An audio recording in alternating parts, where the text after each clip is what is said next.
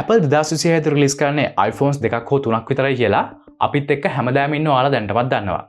ඒ තුනයි නම් රිලීස් වෙන්නේ iPhone 18 Pro, එතකොට Pro Max වගේම දැනට අපි දන්න usual lineup එකට අයිති නැති iPhone එකක් මේ සැරේ රිලීස් වෙවි. ඉතින් අද වීඩියෝ එකෙන් අපි කතා කරන්නේ මේ අලුතෙන් මෙන්න තියෙන iPhone එක ගැන වගේම iPhone base variant දෙක මේ සැරේ හැල්ලා තියෙන්නේ ඇයි? එතකොට මේ දෙකට ඉස්සරහට මොකද වෙන්නේ කියන එක ගැන.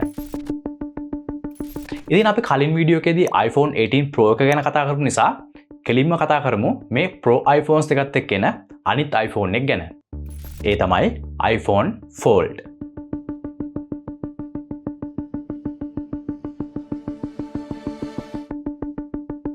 ඔව් ඔයාලා දැන් හිතන දේ මටත් හිතෙනවා තමයි Apple මේ folded market එකට ගොඩක් late. අපි දන්නවා Android පැත්තෙන් Huawei, Oppo, ඒ වගේම විශේෂයෙන් Samsung ලා එයාලගේ fold smartphones වල 7th generation එකත් release කරලා ඉවරයි. මේ නිසාම Apple ලා troll වෙලා තියෙන වාර ගණනත් අනන්තයි. හැබැයි හිතන්න Z Fold 7 වගේ iPhone එකක්. ඉතින් Android fan කෙනෙක්ට මේක imagine කරගන්න බැරි වුණාට Apple fan කෙනෙක්ට මේක ගොඩක් කල් බලන් ඉඳලා හැබැයි වෙන හිණයක්. හරි. කොහොම හරි මම කලින් කියවනේ මේ මාකට් එකට Apple ගොඩක් පරක්කුයි කියලා. ඉතින් මේකත් Apple ලගේ එක්තරා විදිහක ස්ට්‍රැටජි එකක් කිව්වත් වැරදි නැහැ. මොකද එයාලා දන්නවා මේ වැඩේ එයාලට තනියම කරගන්න බෑ කියලා. ඉතින් ඒ වගේ වැඩවලදී Apple ලගේ ස්ට්‍රැටජි එක තමයි wait and see. Fold-in smartphone එකක් කියන්නේ ගොඩක් futuristic device එකක් වුණත්, ඒ වගේ මේක productivity පැත්තෙන් ගොඩක් useful device එකක් වුණත්, ඒ වල තියෙන ප්‍රශ්න නිසා විශේෂයෙන් fold smartphone එකක් කිව්වම ගොඩක් thick, ඒ වගේම heavy device එකක් වුණා. ඒ වගේම තව තිබුණු ලොකු ප්‍රශ්නයක් තමයි මේ fold වෙන තැන තිබුණු crease එක ගොඩක් දුරට visible වුණ එක. ඉතින් මේවත් එක්ක fold smartphones වල price tag එක consumer කෙනෙක්ගේ angle එකෙන් බැලුවම justify කරන්න බැරි වෙලා තිබුණ කාලයක් තිබුණා. ඉතින් මේ තියෙන 2025 වෙද්දී flip and fold smartphones වල market share එක.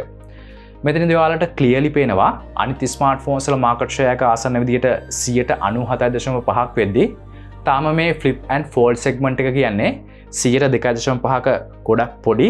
හැබැයි ඒ වගේම grow එකක් expect කරන්න පුළුවන් segment එකක් කියලා. ඉතින් මේ පැත්තෙන් ගොඩක් developments වලට අත ගැහුවේ Android smartphone manufacturers ලා. එයාලා දන්නවා මේක කවදා හරි develop කරාම Apple ලා මේක අස්සලට ඔලුව දානවා කියලා. හැබැයි එයාලා ඒක කරා. උදාහරණයක් විදිහට මේ තියෙන්නේ Samsung Fold series එකේ first generation එකේ ඉඳන් 7th generation එක වෙනකන් සම්පූර්ණ phone එකේ thickness එක වෙනස් වෙලා තියෙන විදිහ. ඔයාලට පේනවා මිලිමීටර් 17.1කින් පටන් ගත්ත මේ ඩෙවලොප්මන්ට් එක අද වෙද්දී මිලිමීටර් 8.9ක් වෙනකම්. ඒ කියන්නේ අර බ්‍රික් එකක් වගේ තිබුණ ෆෝල්ඩ් ස්මාර්ට්ෆෝන් එක අද වෙද්දී සාපේක්ෂව අපි යූස් කරන සාමාන්‍ය ෆ්ලැග්ෂිප් ස්මාර්ට්ෆෝන් එකේ thickness එක ගන්නටම ඇවිල්ලා තියෙනවා කියලා. ඒ වගේම crease එක ගැන කතා කරනකොට අපිට measure කරන්න පුළුවන් unit එකක් හරියටම නැහැ. හැබැයි අපි practical experience එක අරගෙන බැලුවොත් Fold 1 ස්මාර්ට්ෆෝන් එකේදී ඔය crease visibility එකට අපි ලකුණු 10න් 9ක් දුන්නා නම් Fold 7 එක වෙද්දී මේ ගාන ලකුණු 2.5ක් වගේ දෙන්න පුළුවන් ගානටම අඩු කරලා දාන්න Samsung ලට පුළුවන් වෙලා තියෙනවා. ඒ කියන්නේ දැන් almost invisible screen එකක් අපිට Samsung Fold 7 එකේදී බලා ගන්න පුළුවන්. මේ අවුරුද්ද රිලීස් වෙන Fold 8 එකේදී ඕක අනිවාර්යෙන් තවත් අඩු වෙලා තියෙවි කියලා expect කරන්න පුළුවන්. හරි. ඔන්න එහෙමනම් අමාරු වැඩ ටික Android පැත්තෙන් කරලා දීලා තියෙනවා. එහෙමනම් දැන් තියෙන්නේ Apple ලට මේකේ advantage එක ගන්න එක. හැබැයි එහෙම කිව්වට Apple ලත් මේ වැඩේදී නිකම්ම ඉඳලා නැහැ. මොකද එයාලා කෙලින්ම ඔෆර් කරන්නේ almost zero crease display එකක් නිසා. ඔව් එයාලා display එක ගන්න Samsung ලගෙන් තමයි. ඒත් මේ almost zero crease magic එකට main reason එක තමයි Fine M-Tech කියන Korean company එකත් එක්ක Apple ලා develop කරලා තියෙන laser drilled metal plate එක. මේක screen එක යටින් තියලා bend වෙන stress එක හරියටම distribute කරලා මැද line එක සම්පූර්ණයෙන්ම බැහැලා යන්නේ නැති විදිහේ technology එකක් මේකෙදි Apple ලා develop කරලා තියෙනවා. ඉතින් ඔන්න Android කාලයක් තිස්සේ කරපු developments වලට පොඩි improvement එකක් දීලා හැමදාම වගේ Apple එයාලගේ devices වලට ගෙවන high price tag එක justify වෙන විදිහට මේ device එක release කරන්න ලෑස්ති කරලා තියෙනවා. ඉතින් කොහොම හරි කෙනෙක්ට කියන්න පුළුවන් මේක Apple ලගේම නෙවෙයි කියලා. හැබැයි Apple මේ productions වලදී strict quality and durability measurements දාලා තියෙනවා. ඒ නිසා වැඩ යන්නේ එයාලට ඕන විදිහට. සරලවම කිව්වොත් ලංකාවේ ගාමන්ට් එකක Nike ඇඳුමක් මැහුවා කියලා ඒක ඒ ගාමන්ට් එකේ ප්‍රොඩක්ට් එකක් වෙන්නේ නැහැ. ඒ ප්‍රොඩක්ට් එක අයිති වෙන්නේ Nike ලට වගේ. iPhone එකක් ගන්න කෙනෙක් ඕකෙන් වැඩිම බලාපොරොත්තු වෙන දෙයක් තමයි iPhone එකේ තියෙන කැමරා සිස්ටම් එක. ඒ නිසා මේ Fold iPhone එක ගොඩක් thickness එකෙන් අඩු වුණත්, නවන්න පුළුවන් වුණත්, නැත්තම් මැද crease එක පේන්නේම නැති වෙලා ගිහිල්ලා තිබුණත් වැඩක් නැහැ. අනිවාර්යෙන් ඒ පැත්තටත් ලොකු බරක් දාන්න Apple ලට වෙනවා. ඉතින් මේ Fold smartphone එකේ අපිට camera sensors 4ක් බලා ගන්න පුළුවන් වේවි. ඒකෙන් දෙකක් එන්නේ බැක් කැමරාස් විදිහට. එතකොට තව එකක් එන්නේ ෆෝන් එක සම්පූර්ණයෙන් අන්ෆෝල්ඩ් කරාම එන ස්ක්‍රීන් එකේ සෙල්ෆි කැමරා එකක් විදිහට. අනිත් එක එන්නේ ෆෝන් එක ෆෝල්ඩ් කරාම එන අවුටර් ඩිස්ප්ලේ එකේ සෙල්ෆි කැමරා එක විදිහට. රියර් කැමරාස් විදිහට දෙකක් විතරක් එන නිසා ගොඩක් වෙලාවට ඒ දෙකෙන් එකක් 17 Pro Max එකේ මේන් කැමරා සෙන්ස් එක වේවි. එතකොට අනිත් එක ඒකෙම තියෙන අල්ට්‍රා වයිඩ් සෙන්ස් එක වෙන්න පුළුවන්. සෙල්ෆි කැමරාස් දෙකෙන් හයි ක්වොලිටි කැමරා එක එන්නේ අවුට් ඩිස්ප්ලේ එකට. හැබැයි අපිට මේකේ අර ෆ්‍රෝ ෆෝන්ස් වලදී බලා ගන්න පුළුවන් වෙන විදිහේ ලයිඩර් සෙන්ස් එක වගේම පෙරිස්කෝප් කැමරා ලෙන්ස් එක බලා ගන්න වෙන එකක් නැහැ. ඉතින් හෙවි කැමරා යූසර් කෙනෙක් නම් හොඳම වැඩේ iPhone Fold එකට එන්නේ නැතිව Pro model එකට යන එක තමයි. ඒත් එක්කම තවත් නැති වෙලා තියෙන දෙයක් තමයි iPhones වලටම identical එයාලගේ Face ID එක. මේකට එක හේතුවක් වෙන්න පුළුවන් අර කලින් කිව්වා වගේ ඔච්චර තින් ස්මාර්ට්ෆෝන් එකක් අස්සේ ඔය හැම දේවල්ම දාන්න බැරි වෙන එක. ඒ වගේම මේ ෆෝන් එකේ සෙල්ෆි කැමරාස් දෙකක් එනවනේ. එතකොට මේ දෙකෙන් මොකටද Face ID එක දෙන්නේ කියන ප්‍රශ්නෙත් එයාලට ආව වෙන්න පුළුවන්. ඉතින් ඒ නිසා වුණ මේ Fold ස්මාර්ට්ෆෝන් එක රිලීස් වෙන්නේ Touch ID එකත් එක්ක. ඉතින් මේ ගැන අනිවාර්යෙන් වෙනස් අදහස් ඔයාලට තියෙන්න පුළුවන්. Touch ID එක මේකට ප්‍රැක්ටිකල් සොලියුෂන් එක වෙන්න පුළුවන්. හැබැයි මම පර්සනලි ගත්තොත් නම් කැමති Face ID එකට. ඉතින් මේ අරගෙන මේ ෆෝන් එකට iPhone 18 Pro series එකට එන හැම දෙයක්ම වගේ. ඒ කියන්නේ A20 Pro SoC එක ඔයාලා දන්නවා ඒ කියන්නේ 2 nanometer fabrication processing කියලා. ඒ වගේම එයාලගේම in-house design කරපු C2 modem එකත් මේකට එනවා. ඒ කියන්නේ මේකටත් අනිවාර්යෙන් 5G satellite connectivity එක එවි. මේක productivity පැත්තෙන් මාකට් කරන්න පුළුවන් ස්මාර්ට්ෆෝන් එකක් නිසා ඒ වගේ දෙයක් මේකෙන් අයින් කරන්න තරම් Apple ලා මෝඩ වෙන එකක් නැහැ. හැබැයි folding smartphones වල battery streak කියන්නේ පොඩ්ඩක් complicated දෙයක්. ඒත් iPhone Fold එකේදී high density battery cell දෙකක් use කරාවි කියලා rumors වලින් කියනවා.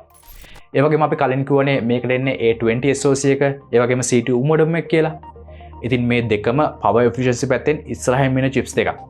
ඒ වගේම අපි දන්නවා iOS එකත් ඒ වෙලේට ගොඩක් ලොකු support එකක් දෙනවා කියලා. ඉතින් battery life එක පැත්තෙනුත් අපිට ගොඩක් worry වෙන්න හේතුවක් වෙන එකක් නැහැ. හරි. දැන් අපි කතා කරමු ඇයි මේ සැරේ සැප්තැම්බර් වල iPhone base model දෙක රිලීස් වෙන්නේ නැති හේතුව වගේම ඉස්සරහට ওই දෙකට මොකද වෙන්නේ කියලා. මුලින්ම සුභාරංචිය කිව්වොතින් මේක මේ අවුරුද්ද රිලීස් නොවුනට ලබන අවුරුද්දේ මාර්තු මැයි අතර කාලේ රිලීස් වෙවි කියලා rumors වලින් කියනවා. ඒ කියන්නේ iPhones 18 Pro එකත් එක්ක Fold smartphone එක 2026 සැප්තැම්බර් වල රිලීස් වෙද්දී iPhone 18 එක iPhone Air 2 එකත් එක්ක 2027 ඒප්‍රිල් වලදී වගේ රිලීස් වෙවි.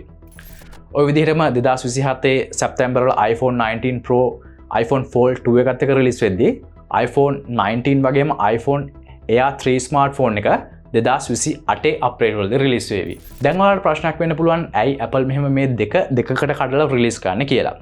මේකට සිම්පල් මාස් එක තමයි එයාලගේ පළවෙනි ලොන්ච් එකේදී Pro models ටිකත් එක්ක මේ අලුත් Fold ස්මාර්ට්ෆෝන් එක රිලීස් කරාම අලුතෙන් ස්මාර්ට්ෆෝන් එක අප්ඩේට් කරන්න ඉන්න කෙනෙක්ට ඒ වගේම ටෙක් enthusiast කෙනෙක්ට ගන්න තියෙන ගණන් අඩුම ඔප්ෂන් එක වෙන්නේ ප්‍රීමියම් ප්‍රයිස් එකක් එක්ක එන Pro ස්මාර්ට්ෆෝන් එකක් නිසා. ඒ වගේම ඊළඟ හේතුව මේ හැම ස්මාර්ට්ෆෝන් එකේම තියෙන හැම පාර්ට් එකක්ම වගේම ඒ කාලේ ඉන්ඩස්ට්‍රි එකේ තියෙන අලුත්ම ටෙක්නොලොජිස්. ඒ කියන්නේ මේ වල ගණන් එහෙමත් මේ දවස්වල තියෙන වැඩිම මාජින් එකේ. හැබැයි මාස 6කට 7කට වගේ පස්සේ ওই පාර්ට් ඉන්ඩස්ට්‍රි එකේ තියෙන ලේටස්ට්ම ටෙක්නොලොජිස් වෙන්නේ නැහැ. ඒ නිසා ඔන්න මේ වෙද්දී ඕවා වල ගණන් එහෙමත් අනිවාර්යයෙන්ම අඩු වෙලා තියෙනවා.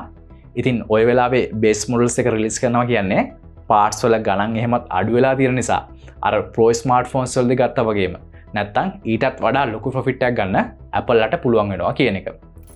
ඒ වගේම මේ බේස් මොඩල් එක ගන්න හදන කෙනෙක්ගේ මයින්ඩ් එකේ තවත් කරකැවෙන දෙයක් තමයි තව ටික දවසකින් Pro models රිලීස් වෙනවා නේද?